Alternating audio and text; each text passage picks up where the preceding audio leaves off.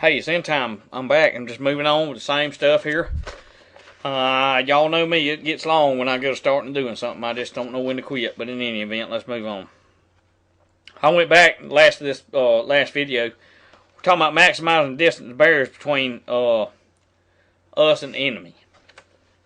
Well, what am I saying? Well, I'll tell you what I'm saying. I'm saying if you got a weapon that shoots long range, you might want to be practicing with it. You might want to go to the range and you might want to become efficient with it because it will be needed one of these days. I'm telling you that if you know how to carry extra mags and make yourself invisible, you might want to practice that. I'm telling you, if you know anything about a canteen and the holder for it and a bulletproof vest, if you have the money, you might want to buy it before this comes down. I'm telling you, there are so many different things that is pertinent to the situation that is going to come. You need to see yourself already there, okay, before this happens. You need to see yourself already engaging in what you have to engage in to defend America. And you know, there are some that's already practicing and doing live fire exercise and all. I understand that. I'm just telling you that are listening to YouTube land that are a patriot and you are preparing. You need to see yourself in that event before it ever takes place. Okay? You must practice. You must practice at the range. You must, you know, I made some changes yesterday. I bought some stuff and did some tactical changes to some equipment and weapons that I have that I see that's going to be more proficient and more precise in what's going to come rather than what I already had set up. What do you mean by that? I'll give you one example. I won't go into all the other ones. Okay, I had a $750 Leopold scope on my 450 Bushmaster. Well, you know, that's fine and dandy. It looks good and all, and you know, it man Mac Daddy looking, but it's not going to be efficient and proficient. So I went and changed the scope to a holoscope and four-sided, got it ready. And I mean, you know, you keep both eyes open in this. It's tactical, and God have mercy on the man that's on the business end of that bullet. You know, and there's other things I'm adapting to that I know that when I get it pertinent information about, I'm changing strategy on this and how this is set up and how this is this much munitions here and this much food is over here. And maybe they're going to take the storage buildings over, so let's get the crap out of there, and let's just, you know, we have to be mobile and adapt and be able to change to certain situations. And like I said, I wasn't trying to get this intense at all, and some of you are going to think this is elementary, and some of you are going to think, whoa, dude, I can't follow this. Well, go back and look at it over and over till you get it. That's just the way it is, because time's about up. So anyway, let's move on.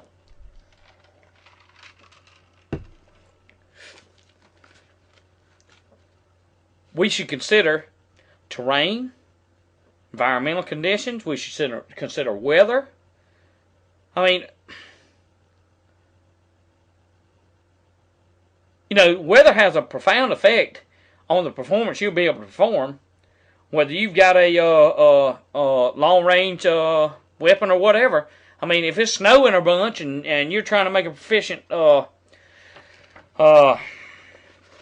you trying to hit a target, you got to consider that. I mean, have you went out there and have you tried it in extreme conditions and seen what your rate would be as far as a sunny day? Or have you tried it? Do you have the capabilities to do something at night?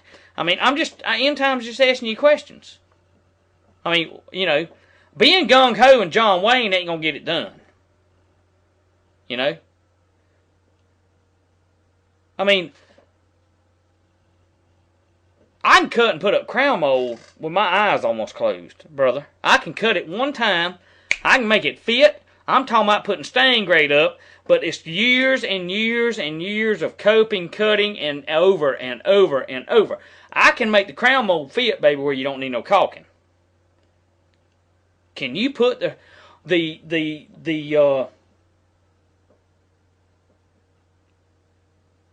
can you put the munition precisely on its target? Or are you just a Rambo with a bunch of weapons that's going to get killed pretty quick? Do you know when to act and when not to act?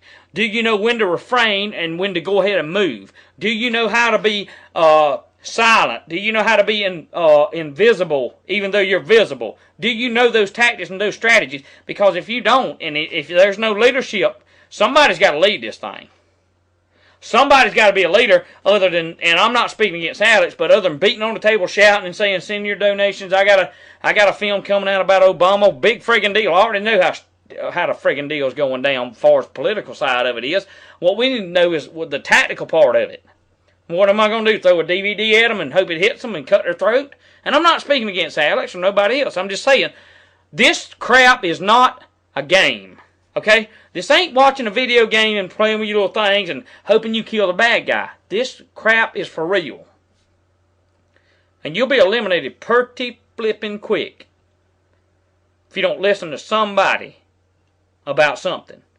There has to be a leadership in this thing. There has to be somebody that puts something out that is not about just ranting and raving and just spouting a bunch of language out there and then leaving you on your own to die in the wilderness. Okay? That's why I'm keeping on. Am I calling myself a leader? No, not by no means, but I'm asking you to listen to what I'm saying. Let's move on.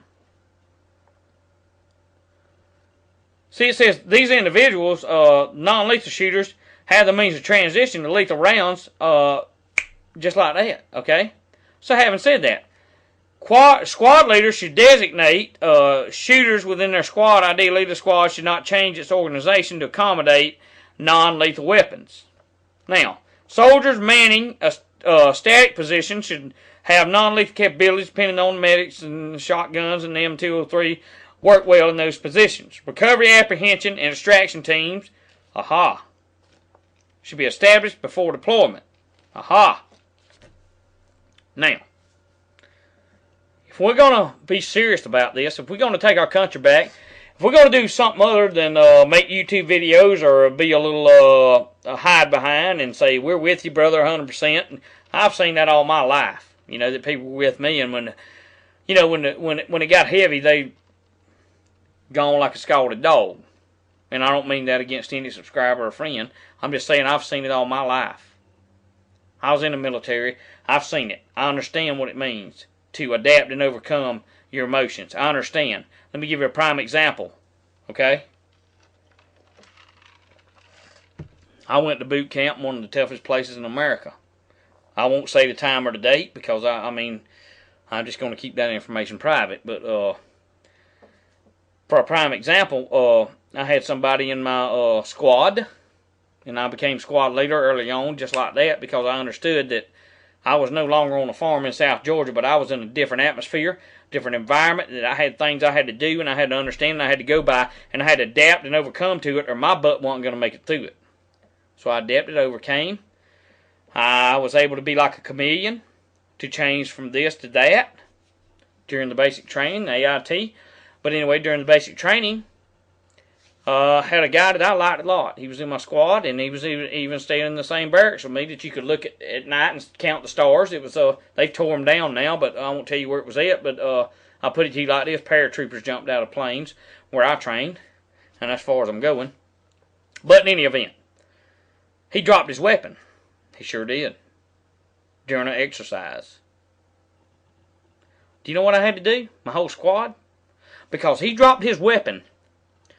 We had to hold it over our head for 5 hours that day, bring it down and kiss it, and say, I love you, baby, I'll never drop you again. We're talking about a M16. For 5 hours, we had to hold it up, let it down once a minute, kiss it, say, I love you, baby, I'll never drop you again, pick it back up. This is what I'm talking about. I'm talking about being conditioned to the point that, you know what? Even though you are a civilian, American patriot, you are able to adapt and overcome whatever circumstances that you get in, that you can be able to change like a chameleon, and you can be able to adapt and overcome and change your strategies at a moment's notice. I'm not talking about this gung-ho bull crap with John Wayne. And I'm losing folks right here, but I'm sorry. And I'm trying to put it on and keep it on a level that everybody can understand. But you know, after that 5 hours, he never dropped that weapon again. But here's the thing of it, and I'm running out of time. Because he dropped it and he was in my squad, every one of us was responsible for doing and taking part of that problem. Are you responsible or able to say that when you go out there, are you some half-drunk person that thinks you Rambo, that you're going to get everybody killed? Are you able to adapt and train and overcome and be ready to take orders? In time, I'll be back.